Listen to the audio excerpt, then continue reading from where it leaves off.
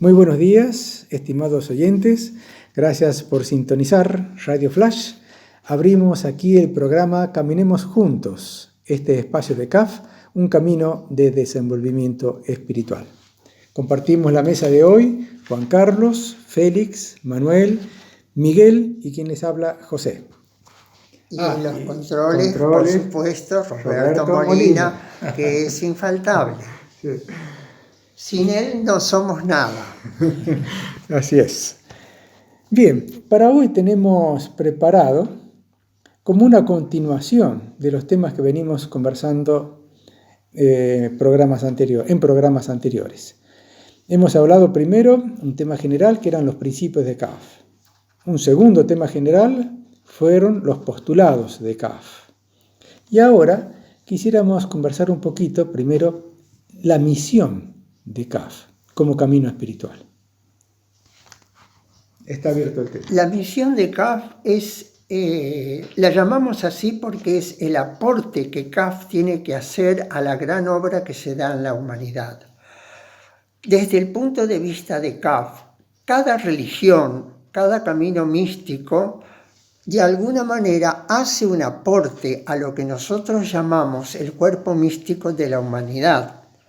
Entonces toma una faceta de ese gran cuerpo para desarrollarlo a través de la misión de la vivencia de los que creen en ese camino y lo transitan.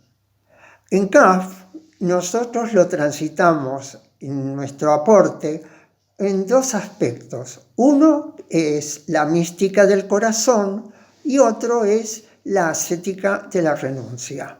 Pero en el día de hoy vamos a tratar de explicar un poco qué significa el concepto de mística del corazón.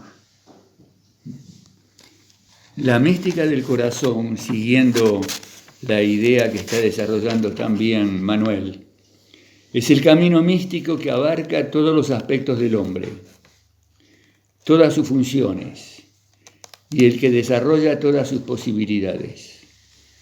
Nosotros los seres humanos, hombres y mujeres, tenemos muchos aspectos. El aspecto intelectual, el aspecto afectivo, el aspecto fáctico, es decir, la capacidad para hacer cosas, la capacidad para tomar decisiones, la capacidad para aceptar los errores y aprender de ellos, y las funciones que vamos aprendiendo a cumplir según las tareas que la vida nos ofrece. Todo esto que se viene enunciando es un proceso. Por eso se habla en CAF de desenvolvimiento espiritual. En el sentido que no se trata de un solo aspecto, como se decía recién. Al decir desenvolvimiento espiritual, el alma que se pone en camino pretende, busca, intenta desenvolverse como ser humano. Y el ser humano tiene muchas posibilidades.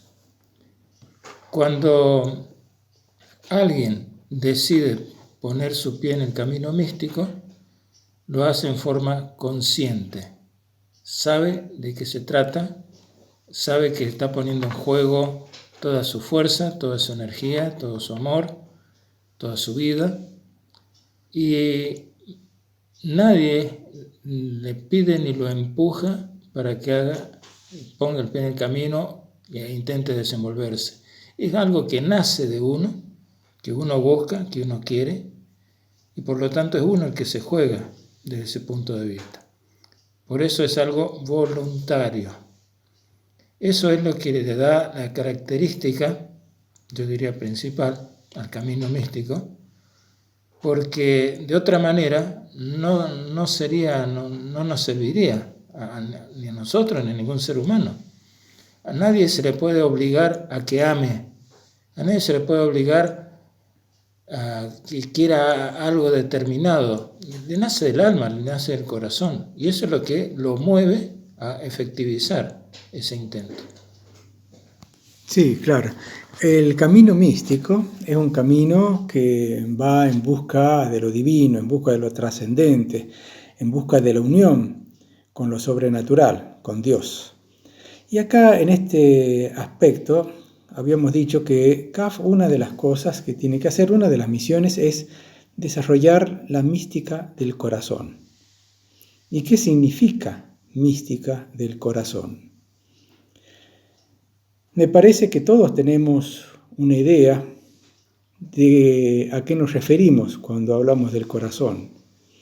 Y eso lo relacionamos con el amor, lo relacionamos con la ofrenda, lo relacionamos con la entrega, claro, de distintas maneras y en distintos niveles, en distintas intensidades, podríamos decir.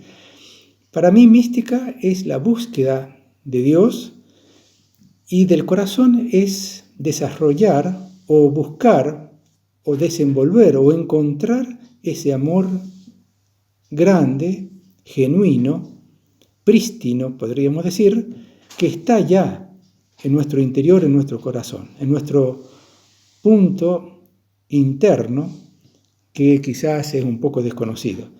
Saber llegar, por eso muchas personas, muchos místicos han dicho buscar en el corazón, señalan el corazón, encuentre el amor en el corazón.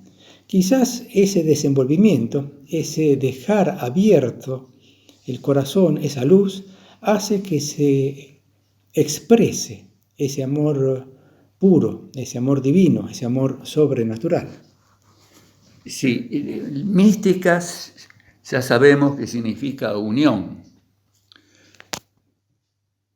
Y la mística del corazón nos lleva a unirnos con la presencia divina, no es con el órgano que está latiendo continuamente en este momento en nosotros 5 y nos mantiene vivos, sino el lugar donde está la presencia divina.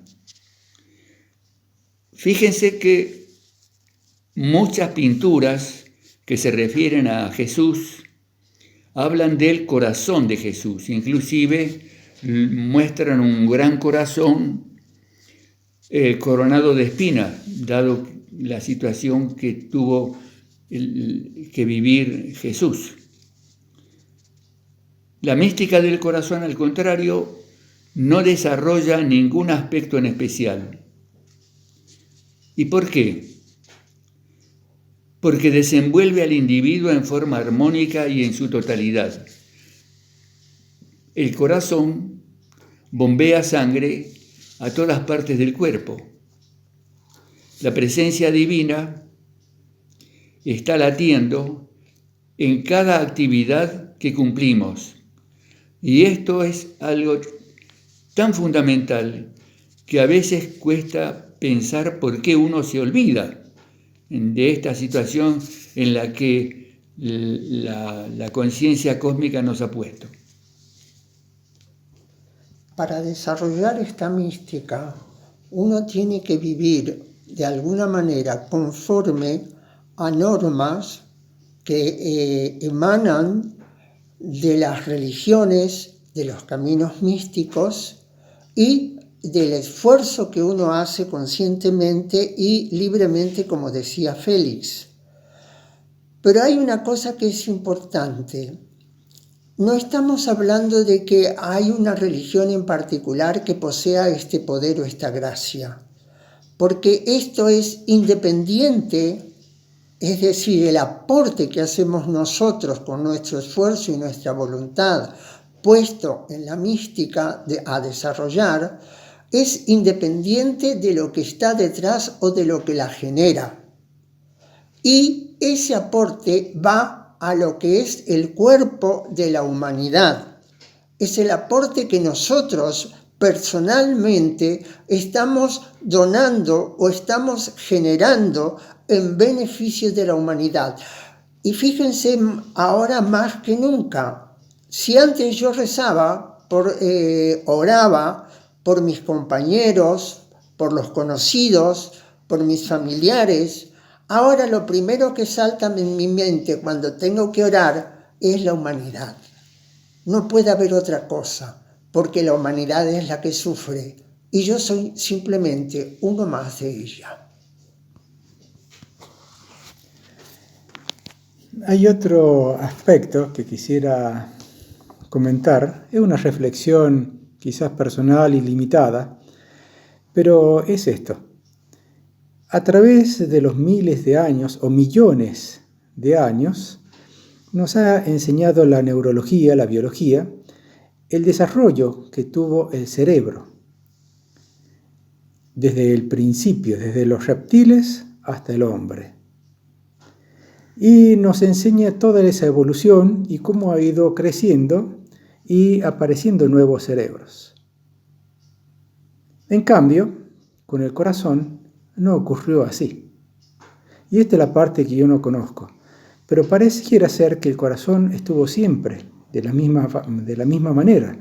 No se desarrolló, no hubo una evolución, un proceso como tuvo el cerebro. Esto me da a pensar que quizás el amor, la forma genuina de ese amor, siempre estuvo en el ser humano. Quizás primero como seres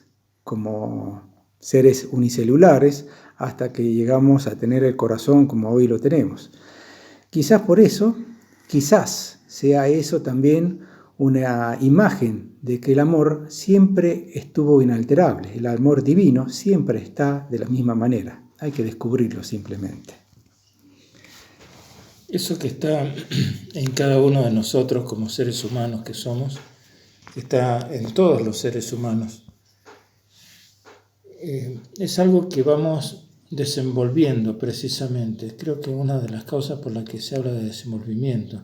Lo vamos descubriendo poco a poco, con nuestro trabajo, con nuestra intención, y diría también con nuestros errores, con nuestros equívocos, porque vamos aprendiendo. Y ese aprendizaje, o mejor dicho, en ese aprendizaje lo que nos mantiene en pie es precisamente la fuerza del amor. Si no fuera por eso, a mí me parece que rápidamente uno se derrumbaría y no insistiría más, ni quisiera forzarse, ni sacrificarse por nada, ni por nadie, porque ¿qué es lo que nos sostiene? Si una madre no tuviera amor por sus hijos, no haría nada por ellos. Si la madre tierra no nos amara como planeta, no podríamos seguir aquí.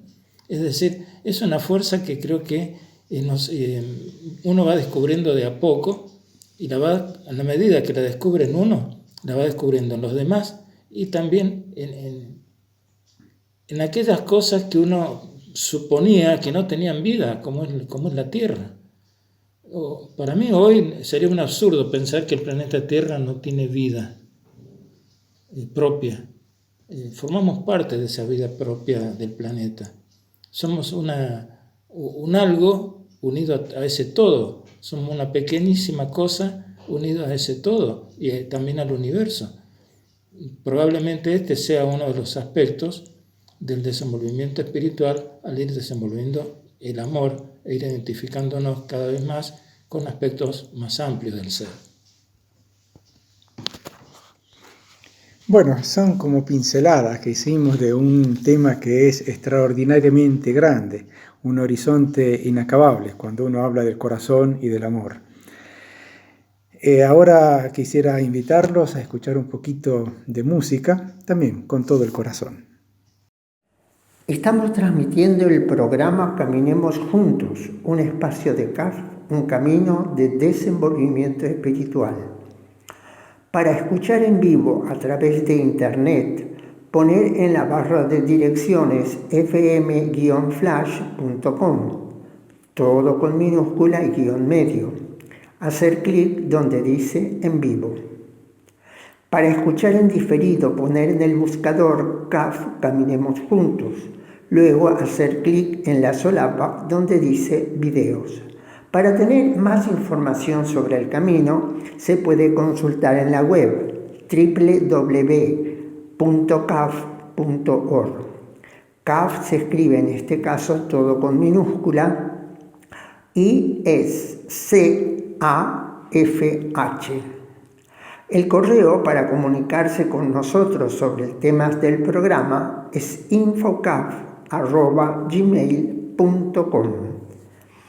El teléfono de la radio para comunicarse con nosotros cuando el programa no está grabado es 03546 420 007 o bien, aun cuando el programa esté grabado, a los celulares 538-109 y 538-112. Estamos transmitiendo por Radio Flash FM 107.7. Gracias.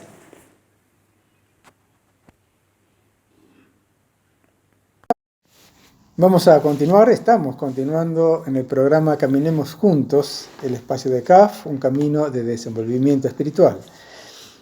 En esta parte, como hacemos siempre una entrevista, hemos venido a visitar al señor Marcelo Marín, presidente de la rama de Santa Rosa de Calamuchita, de la Iglesia de Jesucristo de los Santos de los Últimos Días. ¿Dije bien? Sí, perfecto. Buenos días, Marcelo. Buen día. Mucho gusto y gracias por atendernos. No, acá. por favor. Gracias a ustedes por interesarse en saber de nuestras creencias. Bueno, sí, nosotros queríamos hacer en estos programas nuestros una incursión a través de los distintos caminos, de las distintas formas de ver a Dios que tienen los seres humanos. Ajá. Esta iglesia también es una de las cuantas cosas Sí. importantes para ver. ¿Cómo fue, usted nos contaba un poquito, pero Sí. cómo fue el despertar suyo Sí. hacia esta iglesia?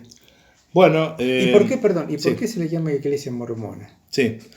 Bueno, yo particularmente conocí el Evangelio, esta iglesia, hace 11 años. Antes de conocer esta iglesia, practicaba otra religión. Cuando dos jovencitos, con una placa identificatoria con el nombre de Elder, que llevaban en su pecho, donde dice perteneciente a la Iglesia de Jesucristo de los Santos de los Últimos Días, ellos me presentaron el Evangelio. Bueno, yo siempre fui presto a escuchar otras religiones y otras creencias. Los he recibido en varias oportunidades a ellos y ellos me han presentado básicamente en qué creemos.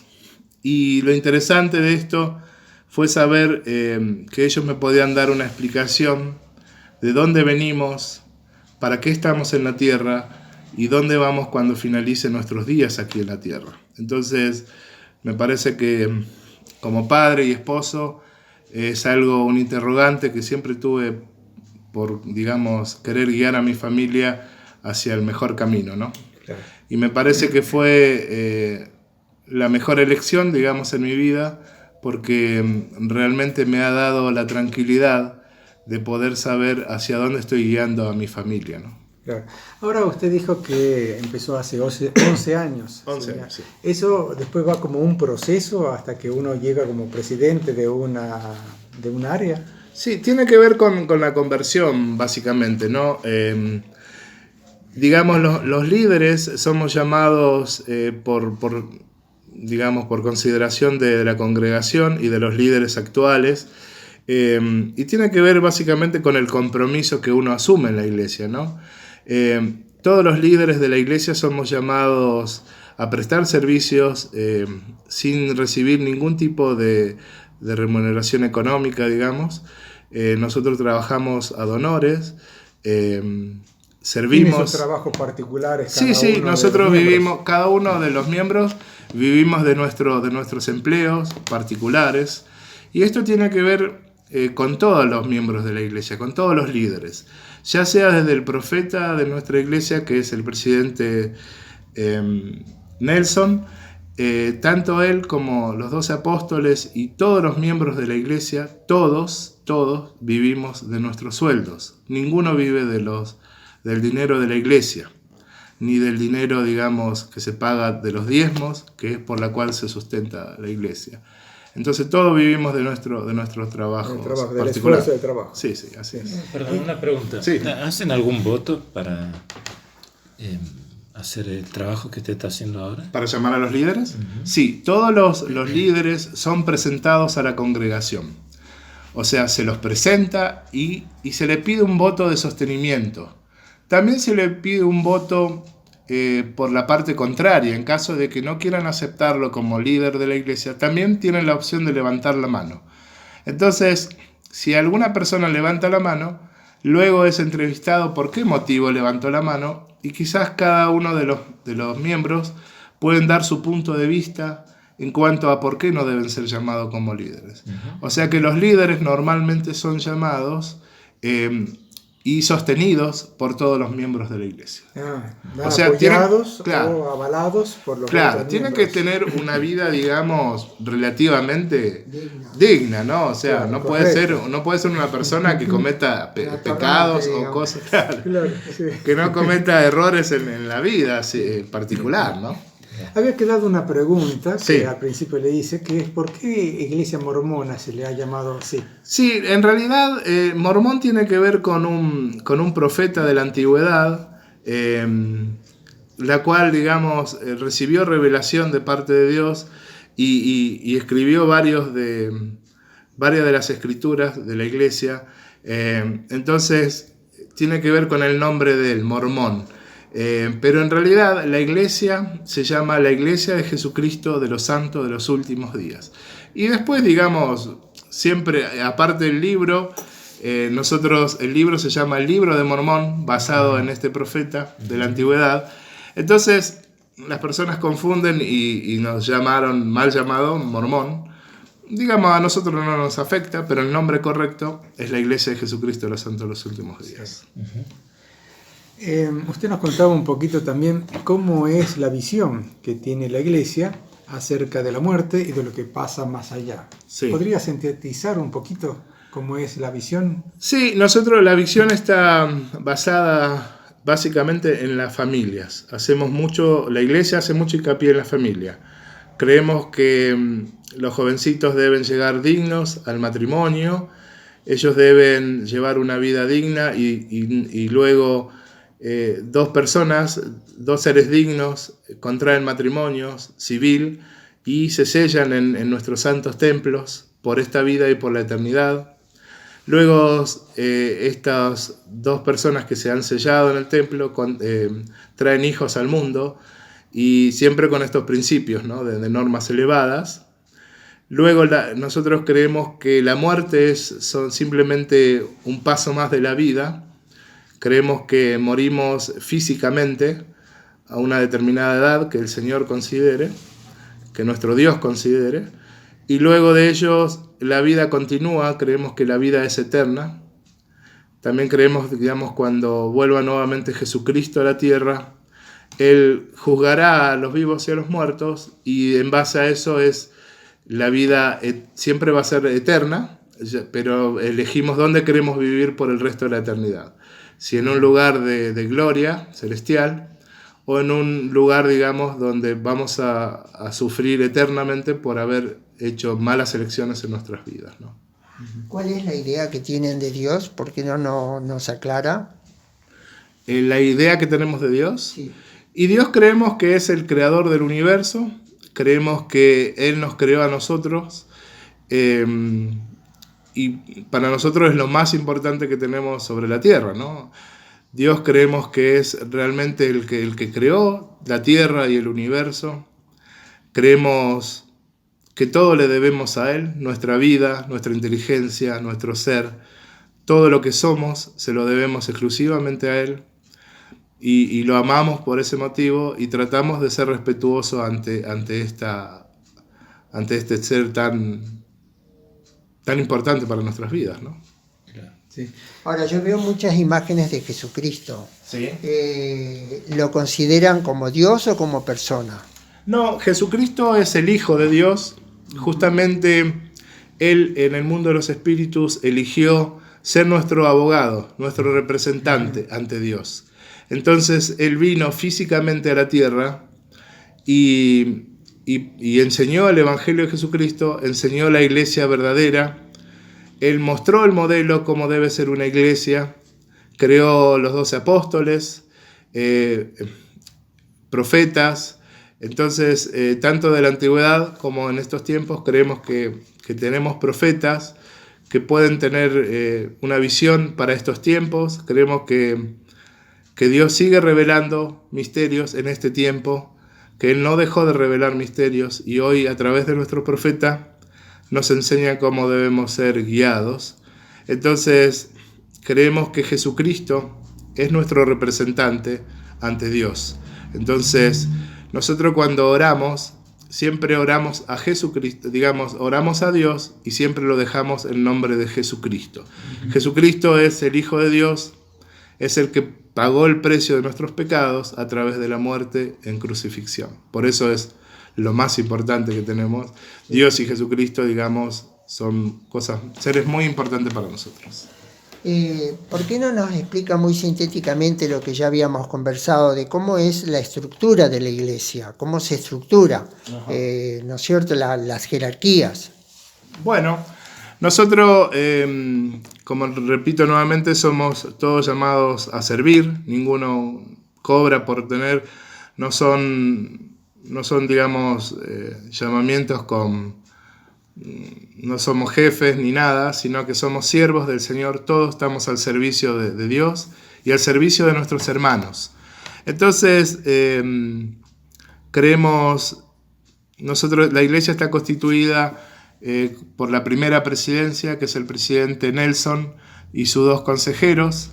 Ellos 3 conforman la primera presidencia, o sea, serían los líderes de toda la iglesia en el mundo, a nivel mundial, y ellos son los que, el presidente Nelson es nuestro actual profeta, el que nos recibe revelaciones actuales y nos enseñan, digamos, la voluntad de Dios. Luego de ello está constituido los 12 apóstoles, como lo fue en la antigüedad, 12 apóstoles, y luego hay diferentes quórums de 70. Luego de ellos tenemos administración a nivel diferentes países, que sería la primera, los líderes de áreas. Luego está el presidente de estaca, que tiene más o menos 10 unidades, entre 8 a 10 unidades a cargo. Pero por ejemplo, acá en Argentina hay una zona donde hay uno de los líderes que rige todo el país, ¿o es por una zona más amplia? Es a nivel mundial. Nosotros tenemos, yo digamos soy el presidente de la rama de acá de Santa Rosa Calamuchita. Sí. Yo recibo instrucciones de parte del presidente de estaca, que más o menos tiene entre 8 a 10 unidades a cargo. Luego de ellos hay una oficina de área que maneja Argentina, Paraguay y Uruguay. Ellos conforman la presidencia de área. Ellos son los que dirigen esta área acá en esta parte. Entendido. Y luego están los quórums de 70 que reciben directamente instrucciones del profeta de la iglesia. Y así es como escalonada las instrucciones que recibimos de parte de nuestros líderes. Llega a todo el mundo. A todo el mundo. Una preguntita. Sí. ¿Tienen líderes mujeres? Sí. Los líderes, nosotros creemos en el sacerdocio, en el poder y la autoridad que Dios da a los hombres dignos. Ellos son los que dirigen la iglesia, pero sí también tenemos diferentes mujeres que dirigen la iglesia a través del liderazgo, ¿no? Estos son llamados de la misma manera, a través de los hombres que representamos la iglesia son llamados a servir, y ellas son apartadas y tienen el manto y la autoridad de Dios para poder trabajar y representar a Jesucristo tranquilamente en cualquier servicio de la iglesia. Qué bueno. Nos había comentado algo que nos pareció muy interesante, que es que para unificar toda la iglesia a nivel mundial tienen un instructivo, que supongo que llega a eso anualmente, ¿no es cierto? ¿Por qué no nos explica un poquito eso? Sí, la iglesia tiene una manera de manejarse para que sea, digamos, equitativa y que no haya diferencias, es a través de un manual de instrucción que todos los líderes recibimos y la iglesia es guiada de esa manera. Estas pautas las determina la primera presidencia y el quórum de los 12 apóstoles. Ellos, a través de oraciones y a través de arrodillarse y recibir instrucción de Dios, son los que determinan la mejor manera de ser guiada su iglesia acá en el mundo. Entonces, todos los líderes a nivel mundial recibimos las mismas instrucciones. ¿Y eso cada cuánto tiempo se reciben esas instrucciones? No, es un manual que, este manual, por ejemplo, se hizo en el 2010. Puede durar cada... Claro, dura mucho años. tiempo, sí. Esto es básicamente la estructura de la iglesia, de qué manera la iglesia se tiene que manejar a nivel mundial. Entonces, ¿qué significa esto? Que no hay criterio personal. O sea, la iglesia tiene una manera de ser guiada. Es lo que corresponde y lo que no corresponde. Acá no hay criterio de hombre. No es que el presidente de acá de Santa Rosa es de una manera, Le gusta una cosa, claro, le gusta otra. y el presidente de otro lugar es de otra manera. O sea, esto es blanco o negro. Entonces, la iglesia a nivel mundial tiene los mismos principios, las mismas normas y En todas partes del mundo, sí. Así que entonces donde usted vaya se va a encontrar con la misma principio y doctrina. Ejemplo, si un miembro no se adapta a estas normas y le parece injusto, digamos, y se decide irse a otro lugar, allá va a recibir la misma instrucción. O sea, no hay manera de escaparse. No. ¿Hay alguna forma de, digamos, de difusión o de búsqueda de personas que se adhieran a la iglesia? Nosotros hay jovencitos que lo deben conocer como las misioneras, que llevan una plaquita en su pecho que dicen la Iglesia de Jesucristo, los Santos de los Últimos Días. Usted contó que una placa que decía Elder. Sí. Eso quiere decir que son ancianos. Ancianos, claro.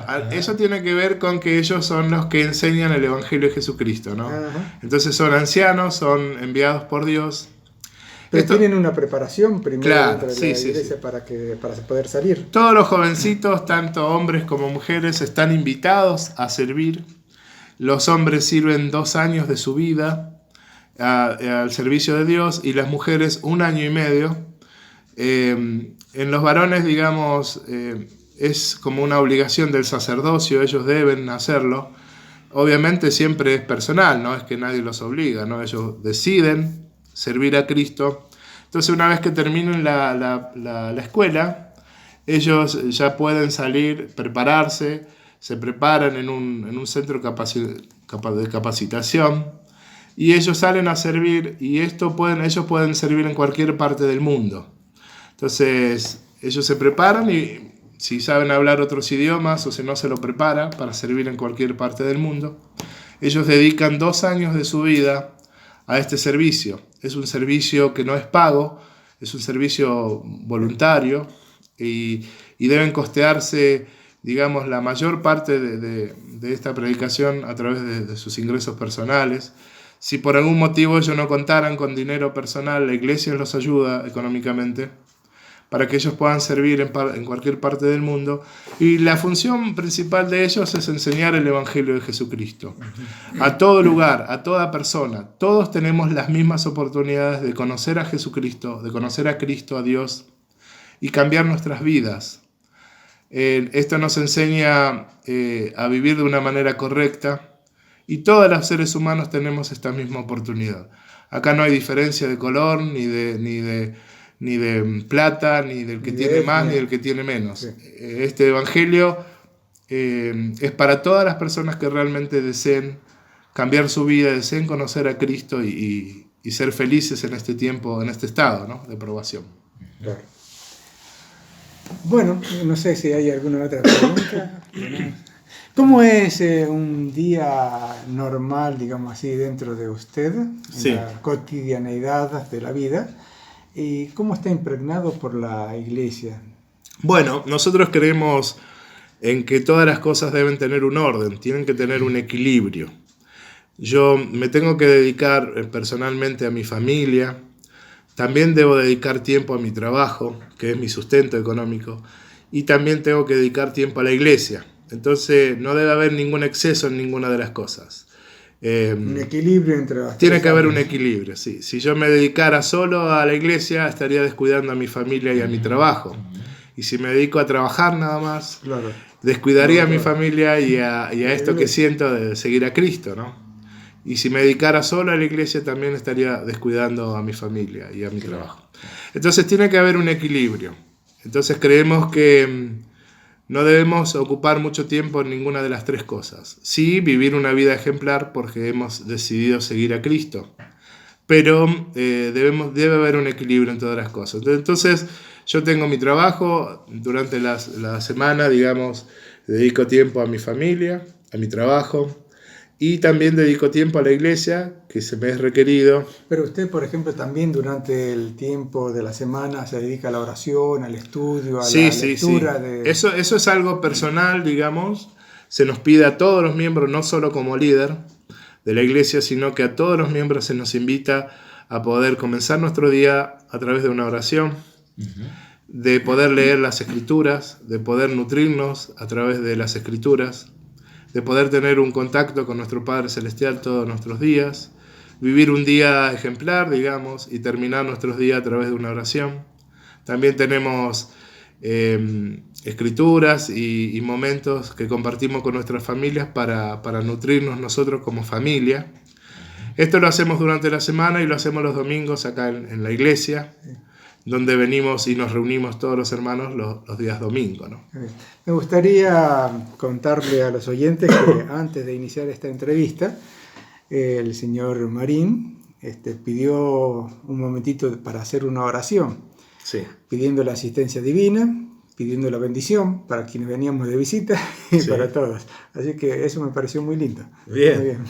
Bien, Era sí. como espiritualizar el momento, como Claro. darle un otro grado de... Sí, de nosotros oración. lo que invitamos siempre a través de la oración, lo que hacemos es dejar nuestros sentimientos que traemos de la calle, quizás, de los momentos agresivos que hemos vivido por diferentes circunstancias en la calle. Entonces, es como que invitamos al Espíritu, invitamos a tener un lugar, un momento de paz, de tranquilidad, donde el encuentro es personal con nuestro Dios y la presencia del Espíritu Santo para poder fortalecernos y salir nutridos de que sea una charla agradable. Claro. Y lo hice con ustedes y lo hago con todos los miembros que ingresan a esta oficina para poder tener una charla.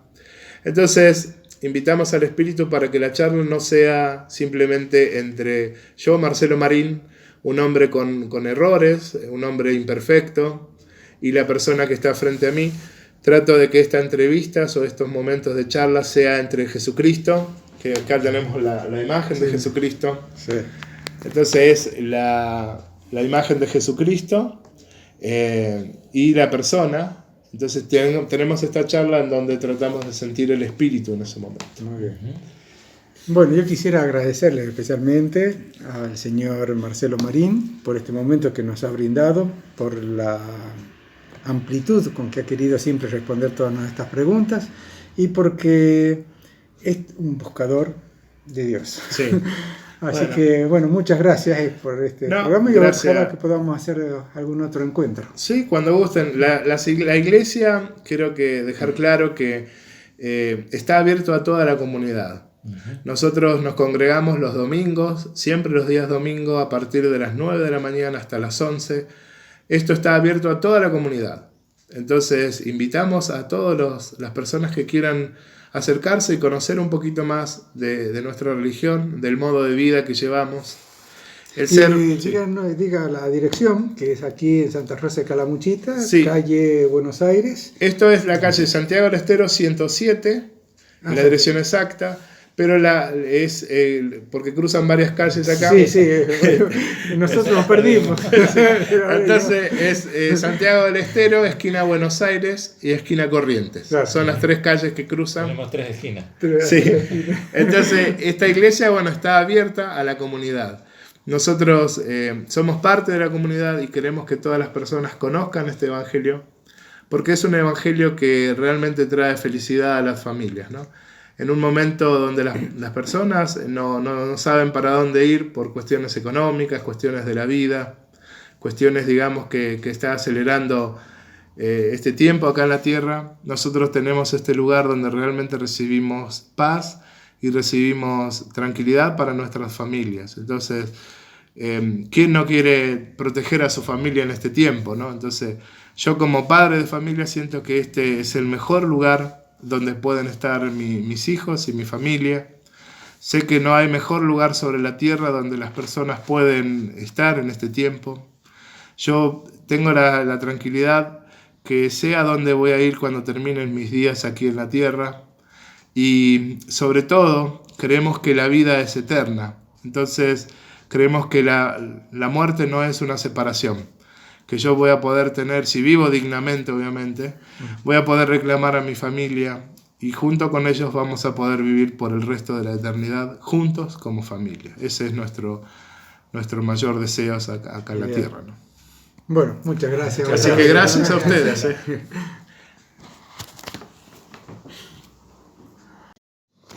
Bueno, continuando en el programa Caminemos Juntos, queremos presentar ahora en el tercer bloque a un personaje muy especial. Hemos visto algunas documentales sobre él y leído algunos artículos y nos pareció una persona extraordinaria. No solo él como persona, sino la calidad que tenía en la entrevista que le hicieron para responder a las preguntas. Estamos hablando de Boris Cyrulnik, nacido el 26 de julio de 1937, quiere decir que hoy tiene 83 años, en Burdeos, Francia. 82 años. 82 años, educado en la Universidad de París. Eres neurólogo, psiquiatra, psicoanalista y etólogo francés, distinguido oficialmente con la Legión de Honor y Premio Renaud de ensayo. Es nacido en una familia judía y su padre fue ebanista y se alistó en la Legión. Durante la ocupación, sus padres le confiaron a una pensión para evitar ser detenido por los alemanes, pensión que lo terminó trasladando a la asistencia pública francesa. Posteriormente fue adoptado por una institutriz, Margaret Ferge, que lo escondió en su casa en Rue Adrien. Pero durante una redada policial fue llevado por la policía con otros judíos a la sinagoga de Burdeos. A partir de ahí comienza su drama. Sí, hay que quizás sintetizar, hacer un panorama también, completar lo que se está diciendo, que era de una familia judía.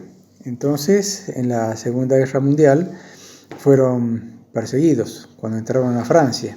Los nazis.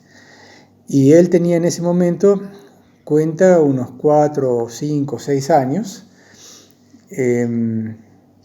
Los padres son tomados prisioneros y llevados a Auschwitz, en Alemania, y por supuesto desde ese momento ya no los ve más. El drama de él es que queda huérfano, o no conoce todavía dónde están sus padres. Es rescatado por una persona, Margaret, y empieza un camino de recondicionamiento, digamos así, como reconstrucción de su vida, aún siendo niño, aún pasando esas extremas situaciones, esos extremos dolores que es no tener la familia. Estamos presentando, como ya se dijo, a Boris Cyrulnik. Cuando se le hizo la entrevista, Boris Cyrulnik es un hombre de físico imponente, sonrisa amplia y fascinante conversación. Le gusta el rugby, sigue la actualidad política con la misma pasión con que escribe y acaba de publicar en España el libro Los patitos feos. Nadie diría que detrás de la pausada voz y la mirada cordial de este psiquiatra francés de 65 años se esconde un superviviente. Pero, ¿tiene influencia esto en el resto de su vida? Sí. Como ya se dijo, sus padres fueron enviados a un campo de exterminio en la época de la ocupación nazi. Y él se escapó y arrastró una vida de patito feo, de orfelinatos y centros de acogida. No parecía tener un futuro muy bueno. Un niño que de niño pasa por esas experiencias se convierte en un delincuente o en un tarado. Pero no fue así. Cyrulnik conoció unos vecinos que le descubrieron el lado afable de la vida. Le trataron como a una persona y le animaron a estudiar psiquiatría. Hoy es feliz. Adora a la familia que ha formado y se ha convertido en uno de los analistas del comportamiento humano más importantes del mundo. Él mismo encarna un ejemplo perfecto de lo que defiende en su libro, bajo el término de resiliencia. La Real Academia Española, el diccionario de la Real Academia Española, define este término de origen latino como la resistencia de un cuerpo a la rotura por golpe. Pero para Cyrulnik significa mucho más. Y aquí está el fruto de tanto sufrimiento y tanto dolor y amargura que pasó en la niñez. No se hizo un tarado, no se hizo un delincuente. Desarrolló la resiliencia, que para él es la capacidad del ser humano para reponerse de un trauma y sin quedar marcado de por vida, ser feliz. Dedicó su carrera sobre todo al tratamiento de niños traumatizados, porque era la experiencia de su vida. Justamente él pone mucho hincapié, mucha atención en la educación de los chicos, de los niños, porque para desarrollar la resiliencia, una gran parte del trabajo es el que hace la familia cuando el niño tiene pocos años de vida. Para que el niño pueda adquirir los factores que le permitirán ser resilientes, hay que transmitirle seguridad, así dice él. Primero hay que darle seguridad a su madre. Y dice, estadísticamente son las mujeres quienes se encargan de los niños. Por eso tienen que sentirse seguras y ellas, involuntariamente o naturalmente, transmitirán esa seguridad, que es lo que da seguridad al niño. Con esa forma, con ese ambiente, con ese entorno, el niño va a poder ser seguro en la vida. No quiere decir que una persona mayor no pueda hacer también un trabajo de resiliencia, pero es muy importante y en ese caso tenemos toda la responsabilidad, no solamente los padres de familia, sino todas las personas, para que los niños tengan un ambiente de seguridad y puedan crecer íntegros para afrontar la vida. Sí, yo creo que acá hay que ver por lo menos dos aspectos.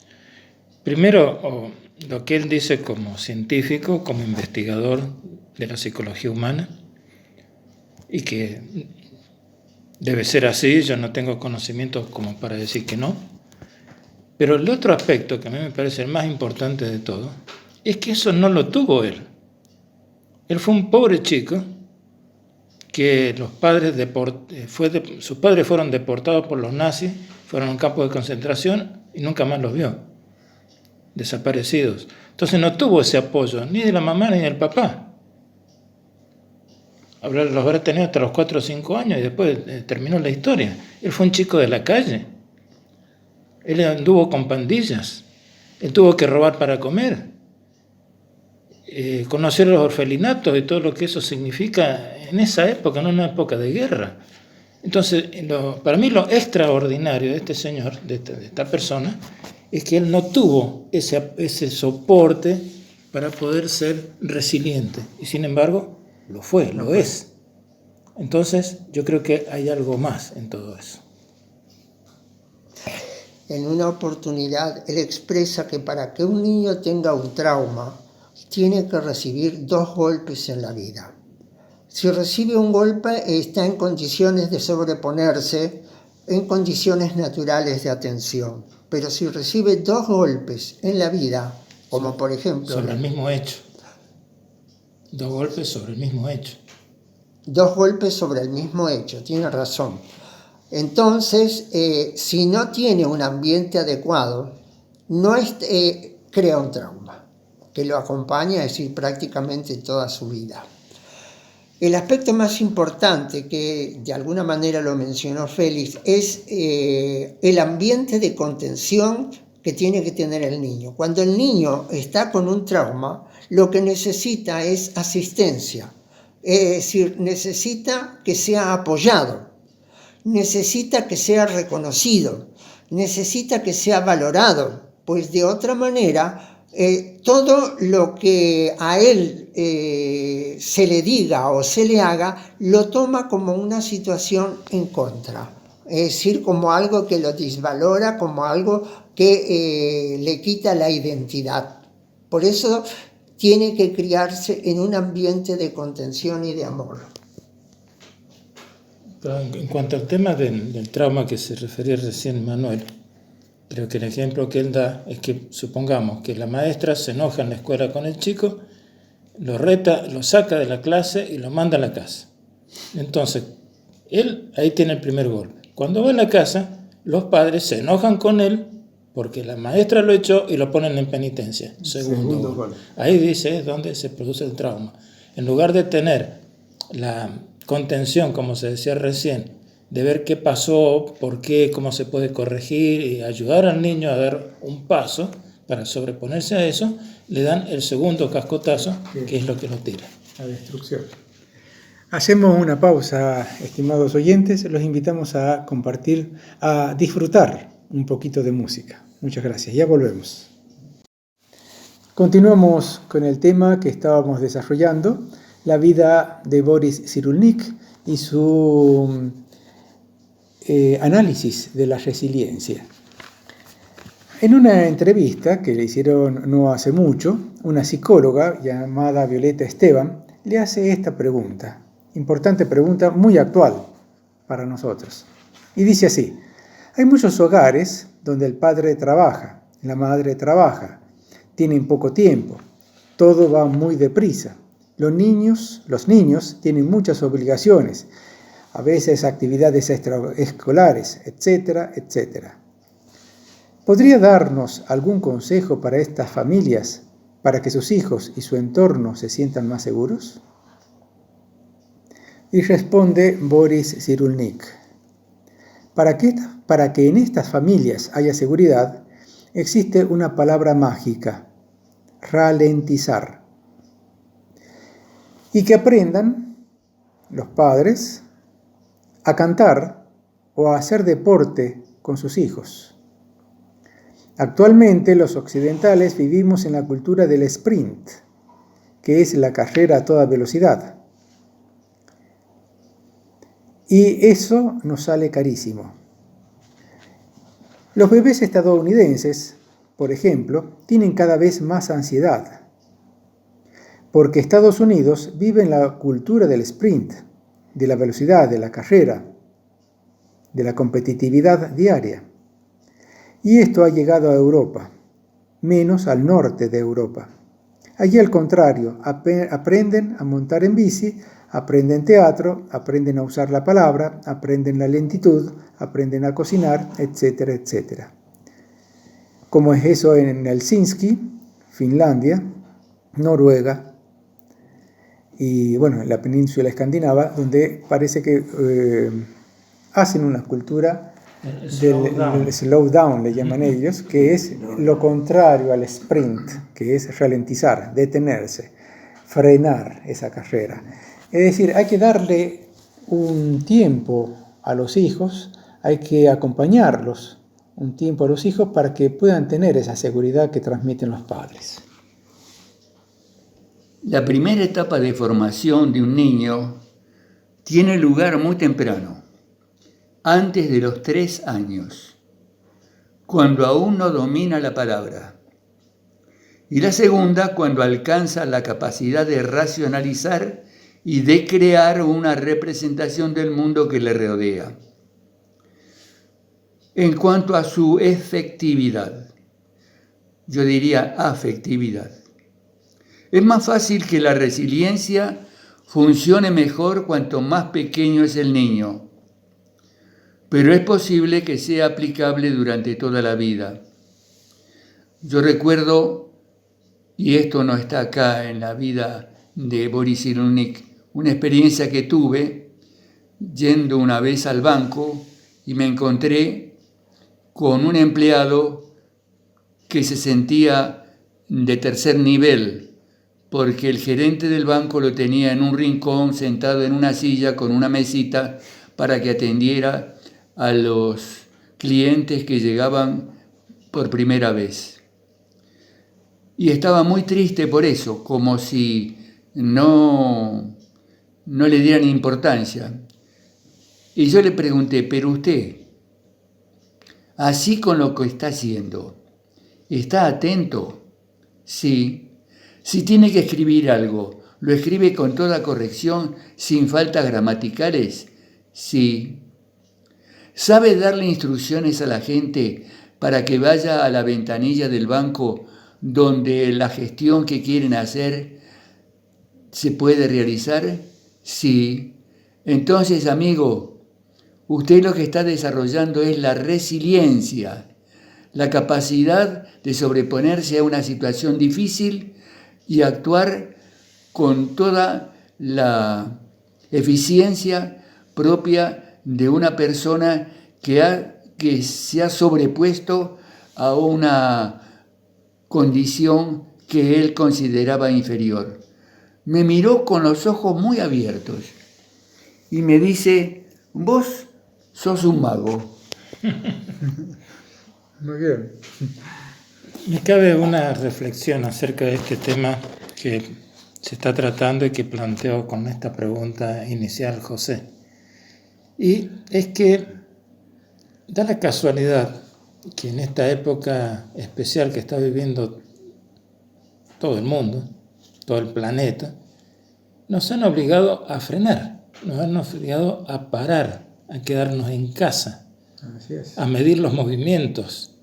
Y aún aquellos que están en condiciones por la edad o por el trabajo de salir a la calle, se encuentran con un ambiente bastante distinto. No está tan cargado el tránsito, etcétera, etcétera, etcétera. Entonces, es como que la vida nos ha obligado a todos en este momento a frenar, el slow down, es decir, a ir despacio, a poder estar con los chicos en la casa. ¿Qué hacemos con los chicos en la casa si no están en la escuela? Pues hay muchas cosas para hacer, desde enseñarles a cocinar alguna cosa, divertirse, cantar, estudiar al mismo tiempo o secuencialmente, sin demasiada obligación, pero pueden ir aprendiendo otras cosas. Entonces, qué interesante esto que por un lado nos enseña Boris Cyrulnik antes de que ocurriera el tema del coronavirus y lo que hoy estamos obligados, entre comillas, a vivir, y que nosotros podemos sacarle el jugo, podemos aprovecharlo o podemos enojarnos, estar tristes, sentirnos mal porque no podemos hacer la vida de siempre. Esto es en realidad un verdadero desafío, lo que dice Félix. Realmente los padres están en condiciones de tener la oportunidad de transformar la relación que tenían con sus hijos.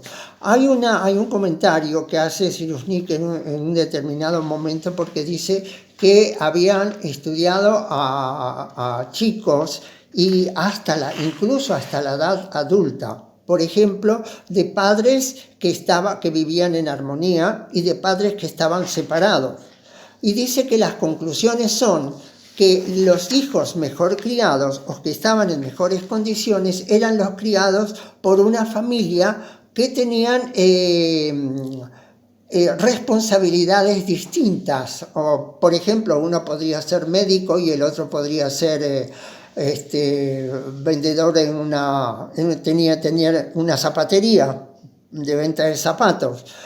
Pero los que eran criados por padres o madres solo, indistintamente, se transformaban en tenían atrasos en el lenguaje, padecían de fobias sociales, y hoy se sabe, nos dice él, que la función materna es dar seguridad a un niño y la función paterna es dinamizarlo. Pero esto es algo esquemático. Es necesario un padre para dar seguridad y una madre para dinamizar. Es todo un complemento. Yo quería resaltar también, quizás como en un paréntesis al margen de todo esto, otra faceta de Cyrulnik que me parece extraordinaria. Recuerden que dijimos que los padres de él fueron deportados, tomados por los nazis y llevados a un campo de concentración. Y nunca más los vio. De exterminio, sí. Así es. Eso podría generar en cualquier ser humano un deseo de venganza, un deseo de violencia, de tomar represalia, de todo eso. Miren lo que dice Cyrulnik. Nunca experimenté odio hacia nuestros verdugos. Nunca experimenté odio hacia nuestros verdugos. Y el estudio de la psiquiatría era porque tenía que comprender cómo hombres cultivados habían sido capaces de infligir tales tormentos. Pensé que la psiquiatría me daría respuestas y me permitiría ayudar a los que habían sufrido las mismas pruebas. Es un alma realmente grande. No es alguien que quiere tomar revancha, una represalia, una venganza, sino es alguien que quiere comprender a fondo la conducta de sus enemigos o los supuestos enemigos, las personas que hicieron daño.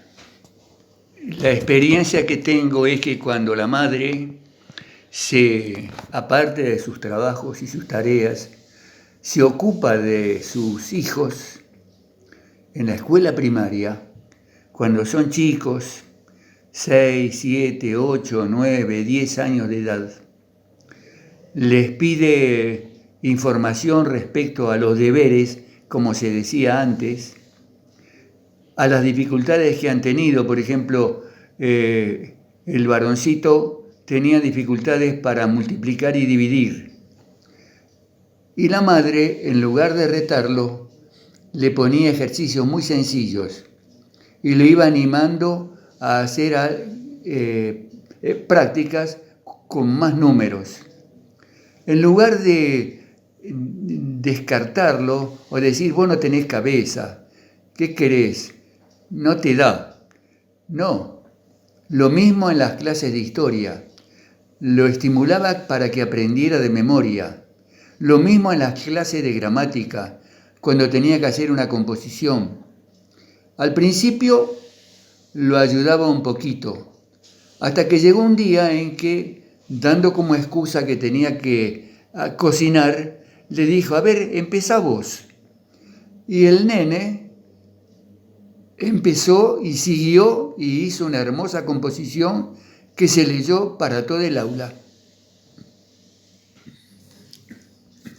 Eso que se comentaba recién de que no había amargura en él, que no había odio hacia quienes fueron sus verdugos de su familia.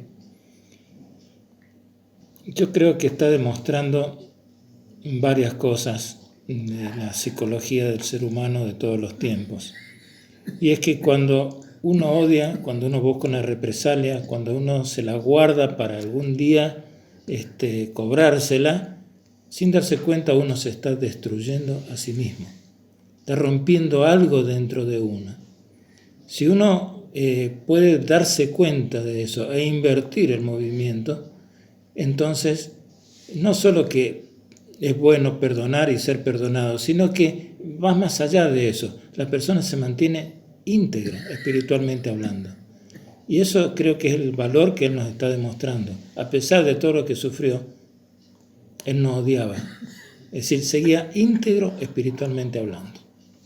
Eso además demuestra en ese caso que la resiliencia es un poder con el que se nace muchas veces, pero también él responde en un determinado momento que la resiliencia puede ser una oportunidad en cualquier edad de la vida en que se den las condiciones para que se revierta el proceso interno de amargura, de dolor, ¿no es cierto?, que pueda tener alguien.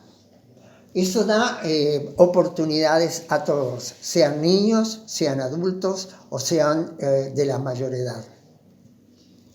Bueno, estimados amigos, oyentes y compañeros acá de la mesa, parece que hemos llegado al final, ya se nos está acabando el tiempo. Todo esto ha querido ser material, elementos que nos hagan reflexionar. Hemos querido, quizás hayamos alcanzado, darles elementos también para que ustedes puedan reflexionar junto con nosotros y transmitirnos también sus opiniones y comentarios. Muchas gracias por acompañarnos y los esperamos el próximo domingo.